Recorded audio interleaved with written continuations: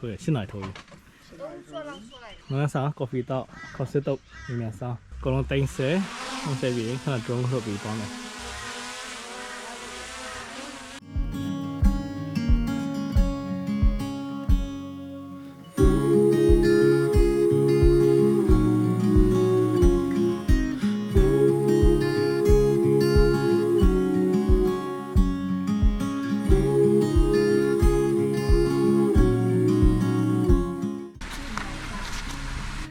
ဟုတ်ကဲ့ပါကျွန်တော်တို့ရဲ့ဒီကနေ့လမ်းကြောင်းကတော့အရန်ကိုလှပပြီးတဘာဝတိုင်းစီးဆင်းနေတဲ့ရေတံခွန်တစ်ခုစီကိုဦးတည်နေတာဖြစ်ပါတယ်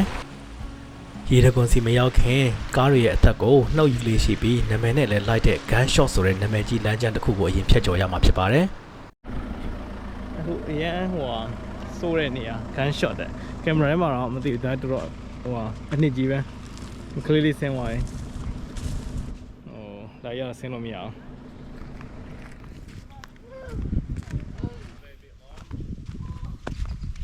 Got a good departure angle. Someone did this one this morning. These are this. By myself.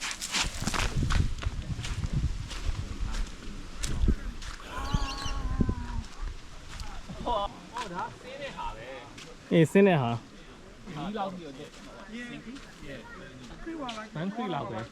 Spooky, yeah. Hello. More mad if you're a model. Nene puma, no?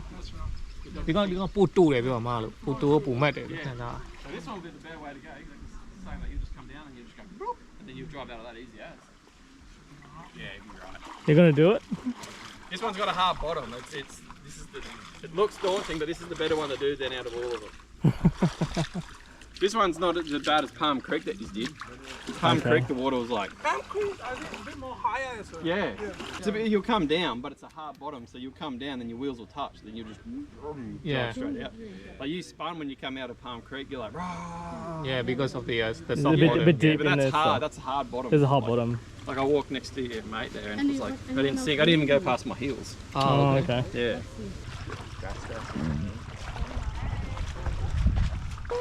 Wait all morning and no one, and one guy comes through and I missed it. Like, well, that's a hard bottom, bud. Like that wasn't even mud deep. ဟုတ်ပါတယ်ကျွန်တော်တို့ဆင်းမယ်ဆိုရင်ကြီးစုမဲ့ပြိတ္တကတော့အစင်းသင်းပါပဲလုံးမလာရအောင် I don't know. Look here. Yeah, look. အပေါ်ကနေချက်တော့ကြည့်အောင် Look here, so that about now. Car nama sulu. ငါကြောက်တာ hot bottom ငါကြောက်တာ Really, yeah, nama. သူက hot bottom ကိုသူကောင်းနေပြောငါတို့ hot bottom ကဘာဖြစ်လဲဆိုကားဟိုတကယ်လို့ကွာ ငါဘယ်လိုလုပ်လဲ အေးအဲ့ဘက်တော့မပွင့်ကွာဖြည်းဖြည်းဆင်းရင်တော့ရပါတယ် driving light တွေပါကွဲသွားဘယ်လိုလုပ် အေး driving light တို့အဲ့ bumper ကြီးကတော့ထိပြော ဟိုဒါလည်းမရဘူးကွာ Hold on, don't think about it, bro. ငါပိုက်အရင်တော့ပိတ်စင်တော့ဒီထိအောင်စစ်စင်တော့ဒီအောင်ပြုတ်သွားတယ်ဟိုနာ ဘာလို့လုပ်ခဲ့ဟာတဲ့ပူတူတယ်အဲ့တော့ပူမြင့်ပူမတ်တယ် တိုးတယ်လို့ငါမတ်တယ်လို့ထင်တာပဲ အေးပူတိုပြီးမတ်တယ်လို့ပြောတာလေ တိုးလို့မတ်တယ်လို့ထင်တာလို့ငါထင်တယ် ငါမြင်တော့ဟိုကနည်းနည်းရှေ့လို့ slope ဖြစ်တော့နည်းနည်းမတ်တယ် ဟိုပန်ခရီ pancreas နည်းနည်းလေး slope ဖြစ်တယ် အထင်တာအဲ့ဒါပန်ခရီ ညာဘက်ချဲတယ်ငါလည်းမလုပ်ခဲ့ဟာနဲ့သွားစင်တယ် ဒါတော့တော့ don't think about အဲ့ပေါ်ဟိုငါဆက်ရတယ်ဒီထိအောင်ပြုတ် ဒီကောင်မရဘူး တော်တော်ဖုန်းနေပါလိမ့်မှာ ။ညမှာဟိုဆင်းပြီးတော့ကားတွေပြတ်ထားတာ။ Radiator ရှိရယ်။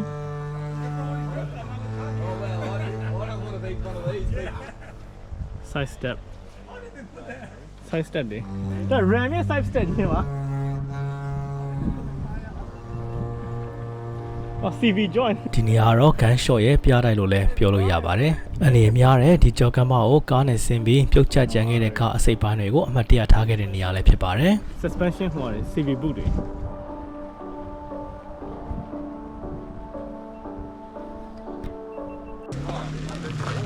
This is the original gun shot, right? No original gun shot the other one ဒါ gun shot gun shot original gun shot ဟုတ်ပါတယ်အခုတွေ့နေရတဲ့မြင့်မာပြီးမတ်ဆောက်တဲ့အစင်ကနာမည်ကြီး gun shot ဆိုတဲ့လမ်းဖြစ်ပါတယ်ဒီကနေဆင်းပြီး dog shot မောင်းသွားနိုင်ရင်တော့ဆရာကြတယ်လို့ခေါ်လို့ရပါတယ်ဒါလုံးဝအပေါ်နေကြည့်လိုက်တော့သိကြတယ်ဒါပေမဲ့လုံးဝ drop ကြီး 90 degree drop ဖြစ်သွားမှာ pancreas မျိုးလေး pancreas နည်းနည်းဆိုတာဖြစ်သေးတယ်ဒါဟိုကောင်နေရှောက်ပြတော့ pancreas တောက်ကဖြစ်တယ် တူလို့ကွာ ANC ဖြစ်လုံးတယ် လောက်လို့ရှိရင် ဒီတော့ကလေးစမ်းခရ ဒီ တော့ ကနေ original ဟာမှပို့ပြီးတော့လေအေး no original ဟာလည်းမြင်တယ်ဒါအောင်မြင်တယ်ချက်ကုန်မြင်တယ် original ဟာမြင့်တာ ချက်ကုန်မြင်တယ် မြင့်ပြီးတော့ ပြေးတယ် ရှည် ပြီးတော့ပြေးတယ် နည်းနည်းပြေးထင်တာ ဒါတိုးပြီးတော့ပြေးတယ် ဒါတော့မရ ဒီငါတို့ bike ထိလိမ့်မယ်ကွာကားဆင်းရင် ဒါမျိုးဖြစ်သွားမှာချက်လွဲရတယ်ဒီလိုမျိုးဖြစ်သွားမှာတစ်ချက်ပဲလွဲရတယ်နေ မင်းတစ်ချက်ပဲရမှာကားစောင်းပြီးဆိုတာနဲ့မင်းလွှတ်လိုက်လို့ရှိရင်တစ်ချက်ပဲဒဝုန်းနဲ့သွားမှာပဲ မရအောင် ဟာဒါပန်းခရစ်တဲ့ဆိုတယ်ကွာ ဒါမှမဟုတ်အရှိန်နဲ့ဒီမှာဒီလိုမျိုးလာပြီးတော့မှ ခုံချမှာလားကြောင်းလို့ ဟိုမှာဟိုနဲ့ အချိန်နဲ့ free ကနေခုံ ဆိုရင်ကျိုးမှာနော်ကျိုးမှာ အကုန်လုံး ဟုတ်ကွာ damage ကတော့တစ်ခုတော့ဖြစ်မယ်ကွာအနည်းဆုံးတော့ တော်တယ်မတော်တယ် အကားလုံးမယ် Henry Henry က second နဲ့ ဘယ်မှဖြစ်နိုင် ဟို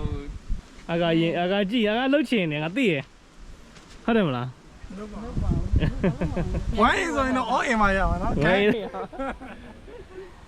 ဟောဆွဲမဲ့ကားမရှိဆွဲမဲ့ကားတကယ်လို့စီရင်တော့ရတယ်ကွာ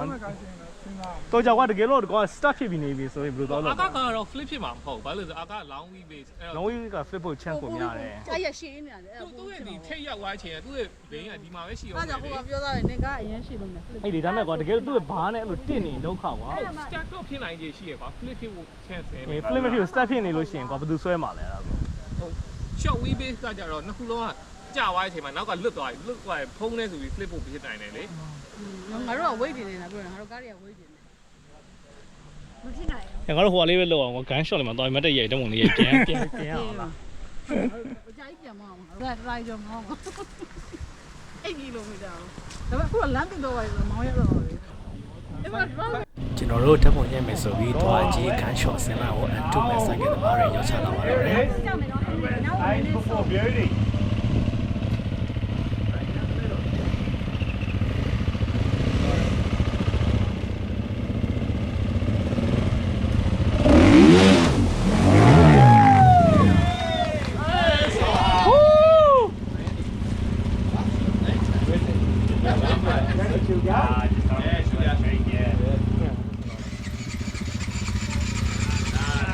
Just got to wait into it, man.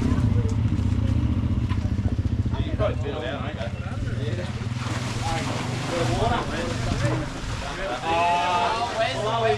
out, okay.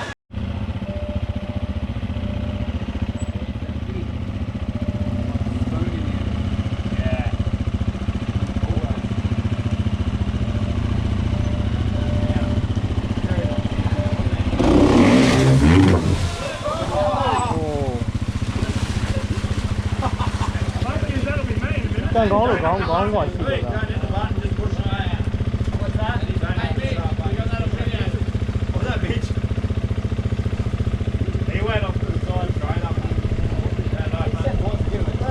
Anh em nhớ đấy.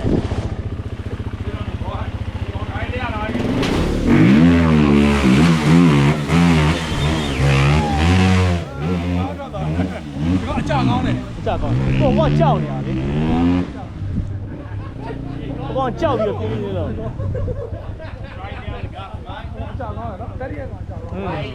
တရားအောင်စီရတော့ဘီယာလေးတောင်းလိုက်ပွဲလေးကြည့်လိုက်ပါပဲ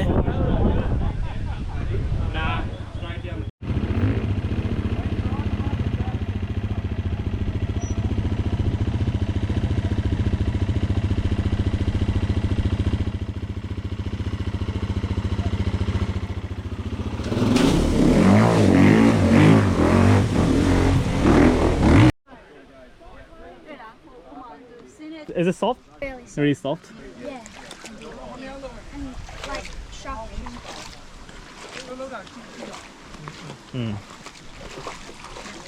လို့လဲသွားမှာလားမသွားဘူးလားဒီကန်းရှော့ကို တော့ပါဘူးဆိုမှပဲနေဝင်ရ ငါတို့ကကားတစ်စီးသွားရင်တော့ငါနောက်ကလိုက်ပေးပါမယ် ချီရဒီကောင်နေ100%မဟုတ်သေးဘူး ဘယ်နောက်ကိုလိုက်ချင် 包括的话，被信用查开嘛。 ကန်းရှော့မှာတန်းစီးပြီးပြန်မယ် တော့ပါတော့ဝင်နေလက်တက်လုံးချင်နေပါလေဆိုတော့ အဲ့ဒီအချိန်မှာပဲကားတစ်စီးအားဆင်းနေတယ်ဆိုလို့ပြေးသွားကြည့်ကြပါတယ် ရလို့မယ်ဆိုအကုန်လိုက်သွားကြည့်ရ This is the true spirit, man.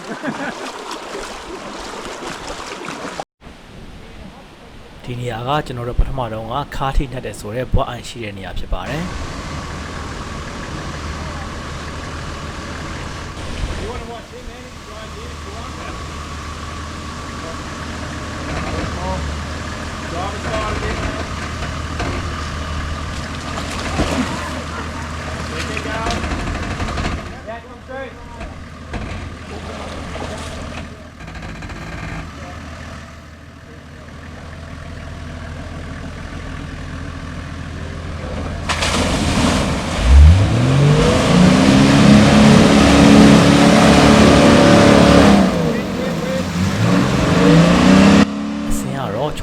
ပါပဲပြဿနာကအောက်ကဘောကပျော့ပြီးရုံးဝခံနေတာပါ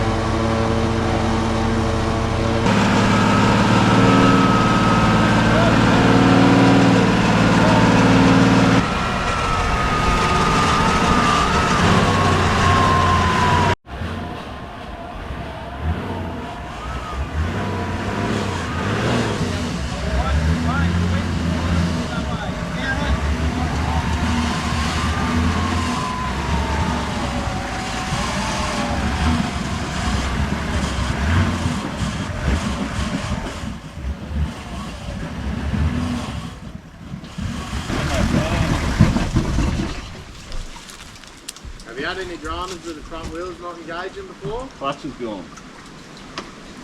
The drive I may pump in the clutch and it's sort of Yeah, right. full of mud. Yes, it shouldn't have gone back. Fucking did pretty good, mate. Pick it up.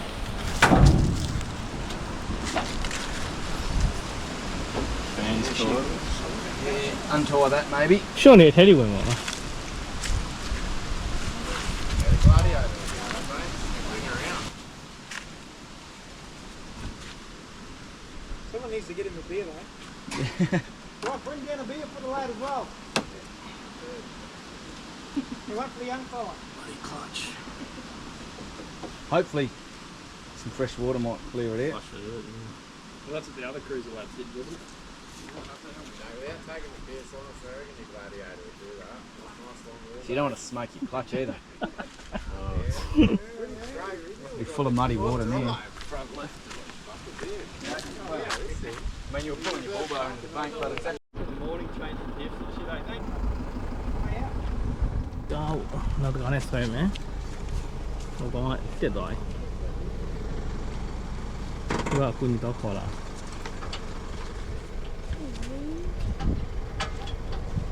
Yeah, we can always get his winch off. Winch is hard. I reckon it's going to pull him back. Stop! Stop! Stop!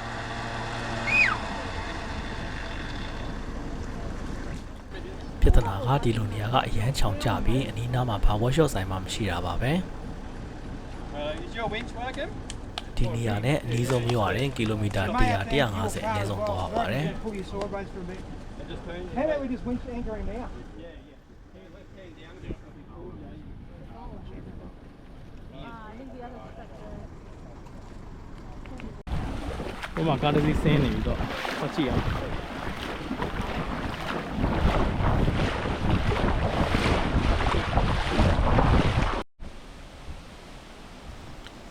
ကျွန်တော်တို့အပေါ်ကနေကြည့်ခဲ့တဲ့ဆင်းဖို့အသင့်တော်ဆုံးဆိုတဲ့နေရာကိုကားတစ်စီးရဆင်းဖို့အဆင်သင့်ပြင်နေတာပါ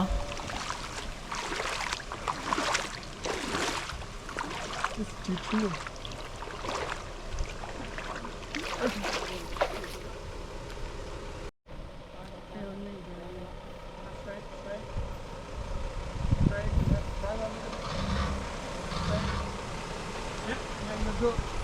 Drive a little bit. Yeah, I think you'll go. Nice and slow.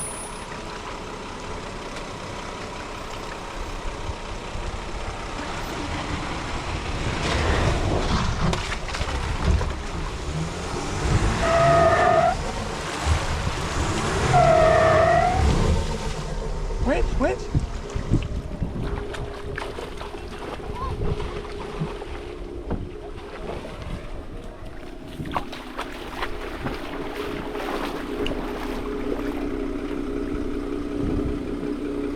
fuck Ah, yep.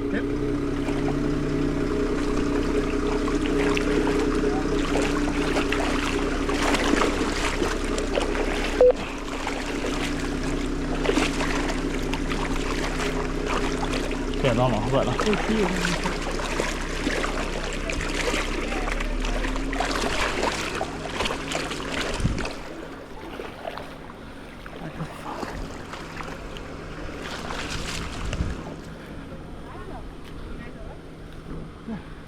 Over there, hook on that tree.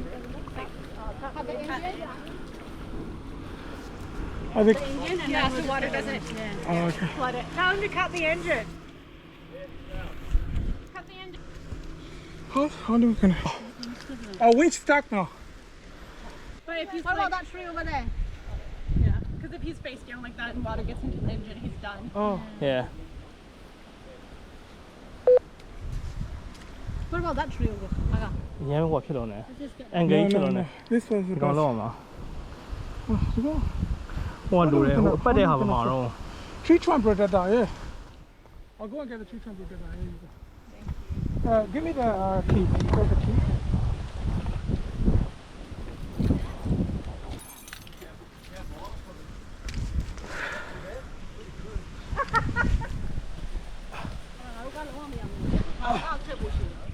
Kiểu ác gạo à? Hoa lý phụt hoa lý lúc bị bảo. Mà nhẹ nhỉ. I think that way, dude. Yeah. Đây đâu chứ? Now that's it. Yep. Yeah, sometimes. No, a bit more. Little bit more. Thì cái nào. Out. Got it. Yeah, stop. Yep, stop. Yeah, winchy.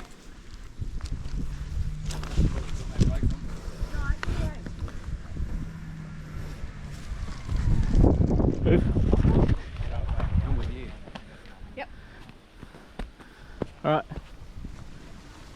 It's moving. Yeah, it's all right. Yeah. It's moving. It's moving. Yep, that's good. Yep. Oh. Kìa giá thì quá. Okay. Hố Start the engine. Drive up. Start the engine. Drive. Yep.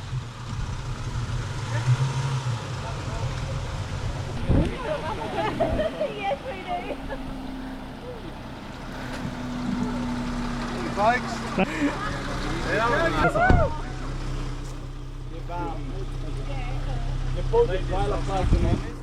I'll trailer Joe if you're gonna. Trailer Joe. Thank you. That's okay. Is it yours? Yeah. Okay. I'll sort that. Couple of zippies. Pretty good. Do you want to sort the winch out now or do you want to wash it in the river?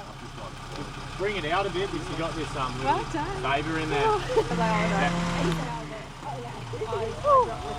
Winch ပါပဲရအောင်။နည်းနည်းထိသွားတယ်။ဒီမှာပြန်ပိန်သွားတယ် ဒီဘက်လည်းထိသွားတယ်လေမကြောက်လား ။အေးဘေးရောက်ဟို လမ်းတွေက ဖြစ်ပြီးတာ။ဟို side step က cross slider ဆိုဘာသိမဖြစ်ဘူး။အဲငါတို့ဟာမရအောင်ငါတို့ plastic ဆိုလို့ရှိရင်ဒီခါလေးပြုတ်ကျကြတယ်ငါမှာ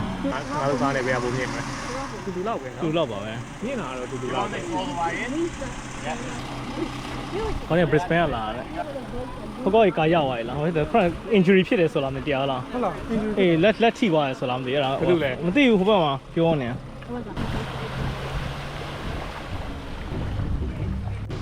Okay ပါကျွန်တော်တို့အဖွဲ့လည်းညအိပ်ပျော်နေတာကြောင့်ဒီကန်ရှော့လမ်းကိုမစင်းခဲ့ပဲတခြားလမ်းတစ်လမ်းကနေထွက်ခွာခဲ့ပါတယ်ကျွန်တော်တို့အဖွဲ့မှာတယောက်ယောက်ကများ winch ပါခဲ့မယ်ဆိုရင်စင်းပြစ်မှာသိကြပါတယ် ကြောက်တော့အောက်ကပဲတက်ပြီးတော့ဝဲသွားမှာလား ဒီနားပဲကတ်သွားမှာလေ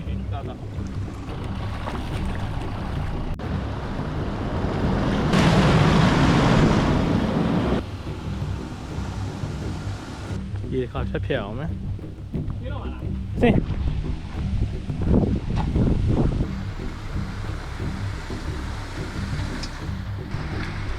ကျွန်တော်တို့အဖွဲ့လည်းမှောင်လာတော့မှမို့ညအိပ်မယ့်နေရာကိုအမြန်ခီးနေခဲ့ကြပါတယ်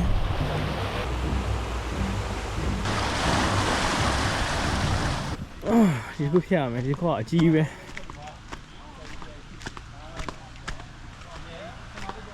ဒီမြစ်ဖြတ်လမ်းကမိုးရင်းဆိုရင်ရေများပြီးကားတစ်ဝက်ထိမြုပ်တတ်ပါတယ်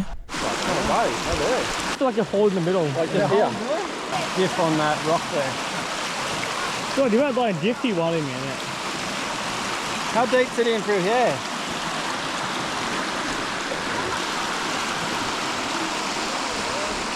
အောက်မှာအပေါက်တည်ကြီးပဲလမ်းတွေကမမြည်ဘူး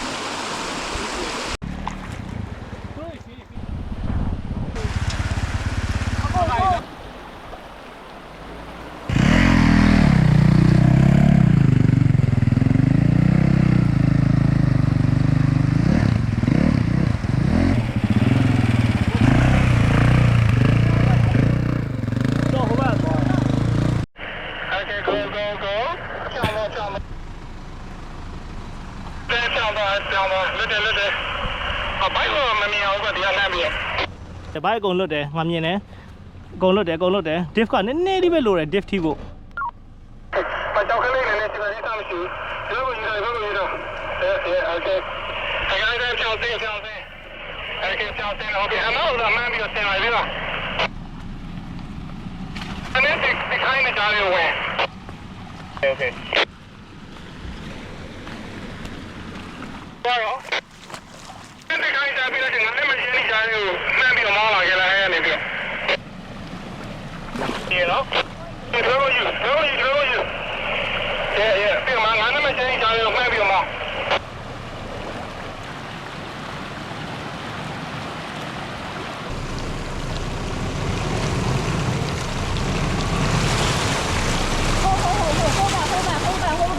Hold back.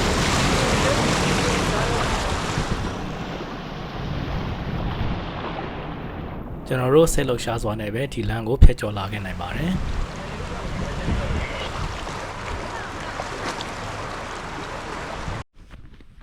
ဒါကြီးဆင်းရမှာဟောဒီမှာခရစ်ကိုဒီဘက်ဖျက်ရမှာ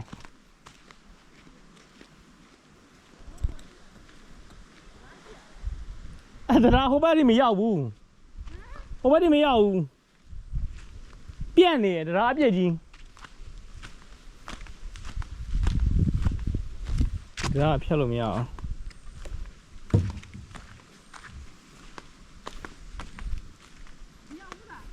မရတရားကပြက်နေရဒီမှာတရားကဟိုမရှိဘူးဒီကိုဆင်းရမှာရပါတယ်ဒီနားနည်းနည်းဟိုသူကကြောက်တုံးတွေထားရတယ်သလား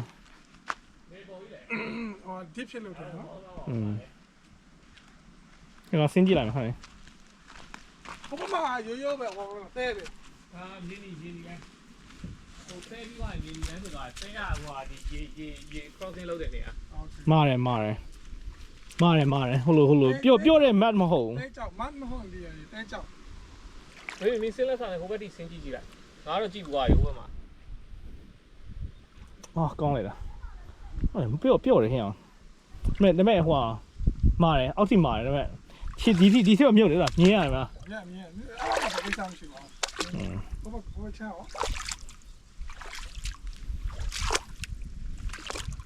ဒီဘက်တိန်နေတာဟုတ်တယ်ဒီနားမှာနည်းနည်းညစ်တယ်ပြော့တယ်ဒီနားတော့ပြော့တယ် ကဲတော့တက်မှာပဲတက်မှာတစ်ချက်ကြီး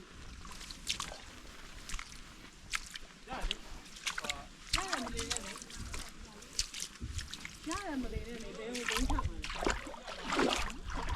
ဩ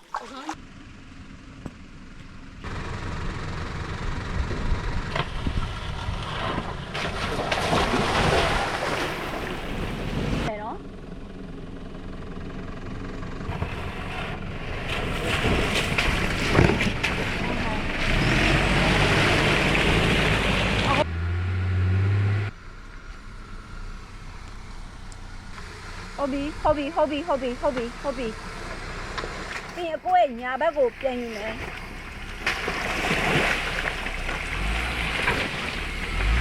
ဒီနားလေးကတည်းကတုံးရှိရဟုတ်ပြီဆက်ပြောအိုဘယ်နဲ့ကိုကြည့်ပါ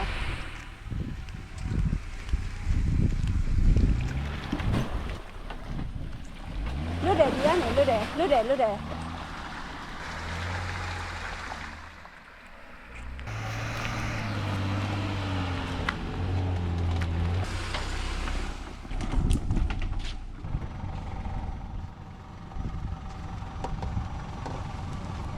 ကျွန်တော်တို့ညစခန်းချမဲ့နေရာရောက်ခါနေပြီမို့အားတင်ပြီးဆက်မောင်းခဲ့ပါတယ်